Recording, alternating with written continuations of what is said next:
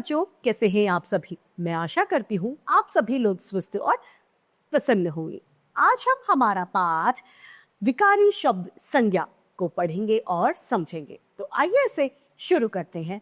ये है पाठ 4, विकारी शब्द संज्ञा यानी नाउन। संज्ञा किसे कहते हैं? यदि मैं आपको बोलचाल की भाषा में समझाऊं तो संज्ञा यानी नाम है, यानी किसी भी चीज का नाम, यानी किसी व्यक्ति का नाम, किसी वस्तु का नाम, किसी जगह का नाम, किसी भाव का नाम, सभी कुछ संज्ञा है। और व्याकरण की दृष्टि से यदि परिभाषित किया जाए तो किसी व्यक्ति, वस्तु, स्थान, प्राणी या भाव के नामों को संज्ञा कहा जाता है। आइए शुरू करें। पहला यहां लिखा है सिंह जंगल का राजा है। इसमें सिंह ताजमहल आगरा में स्थित है, प्रिया रोटी खा रही है और रमेश बहुत ईमानदार है। इन वाक्यों में सिंह किसी जानवर का नाम है, ताजमहल और आगरा किसी जगह का नाम है, प्रिया एक लड़की का नाम है और रमेश एक लड़के का, ईमानदारी एक भाव का नाम है। यानी हम ये कह सकते हैं किसी प्राणी, वस्तु, स्थान या भाव का बोध कराने वाले शब्द ही संज्ञा कहलाते हैं। संज्ञा के भेद। संज्ञा को 3 भागों में बांटा गया है। पहला व्यक्तिवाचक, जातिवाचक तथा भाववाचक संज्ञा, यानी 3 भागों में इसका वर्गीकरण किया गया है।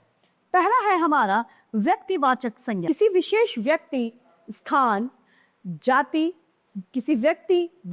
किसी विशेष व्यक्ति, स्थान का बोध कराने वाले शब्द व्यक्तिवाचक संज्ञा कहलाते हैं। जैसे कि विशेषता में क्या है? राम, भगवान श्री राम, ये विशेष व्यक्ति हैं, ये अपने आप को दर्शा रहे हैं।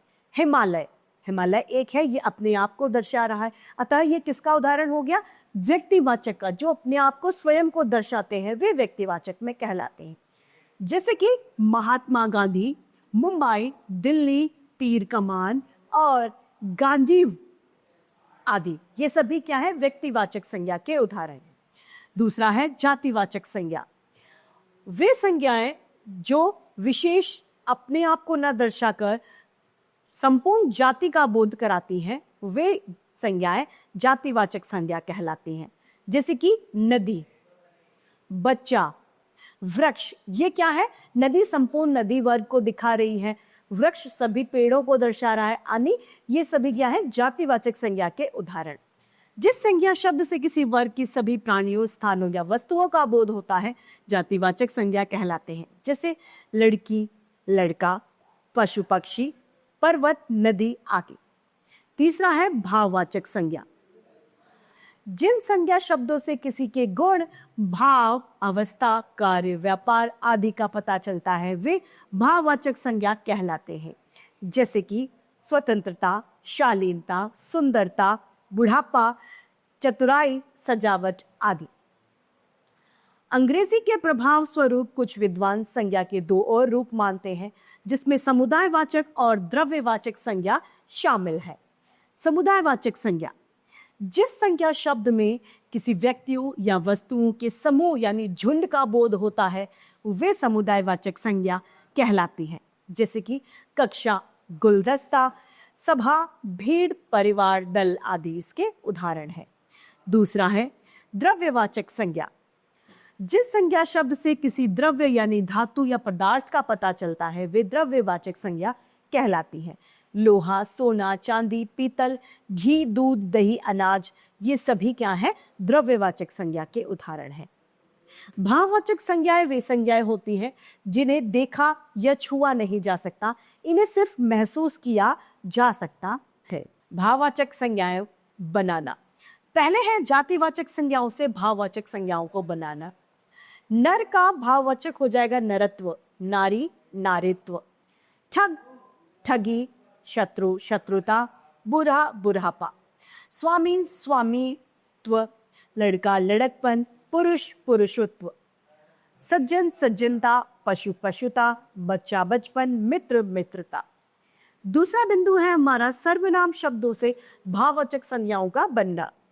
पराया, परायापन, अपना, अपनापन, स्व, स्वत्व, आप, आपा, एक, एकता, मम, ममत्व, निज, निजत्व, अहंग, अहंकार और सर्व, सर्वस्व।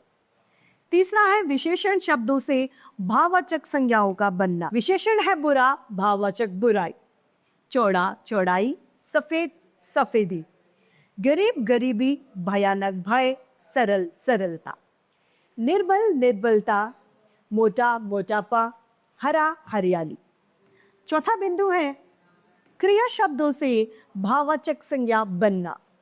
क्रिया है कमाना, भाववाचक संज्ञा कमाई, कहना, कहावत, लूटना, लूट, पूजना, पूजा, काटना, कटाई, खेलना, खेल, सुधारना, सुधार, तैरना, तैराकी, मिलना, मेल, पढ़ना, पढ़ाई, रोपना, रोपाई, हंसना, हंसी।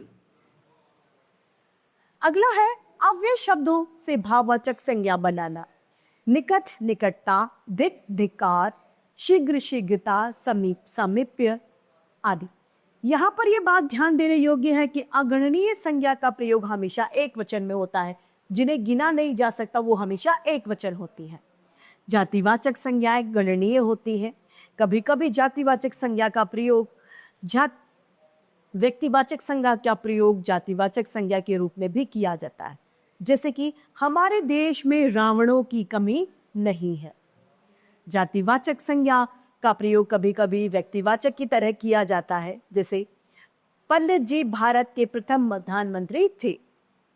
जातिवाचक संज्ञा का प्रयोग बहुवचन में होता है। जब हम भाववाचक संज्ञा का बहुवचन के रूप में प्रयोग करते हैं तब यह जातिवाचक संज्ञा बन जाती है। जैसे बुराई मनुष्य को विनाश की ओर ले जाती है। व्यक्तिवाचक और जातिवाचक संज्ञा में कुछ अंतर होता है, आइए इसे पढ़ते हैं। व्यक्तिवाचक संज्ञा के विशेष नाम व्यक्तिवाचक संज्ञा से विशेष नाम का बोध होता है, संपूर्ण जाति का बोध नहीं होता। व्यक्तिवाचक संज्ञा एक वचन होती है, उसका लिंग परिवर्तन नहीं होता, जबकि जातिवाचक संज्ञा एक वचन और बहुवचन दोनों होती है और इसके लिंग परिवर्तन होता है। तो इसी के साथ हमारा ये पाठ समाप्त होता है और उम्मीद करती हूँ सभी को ये पाठ भलीभांति रूप से समझ में आया। आज के लिए इतना ही, फिर मिलते हैं। धन्यवाद।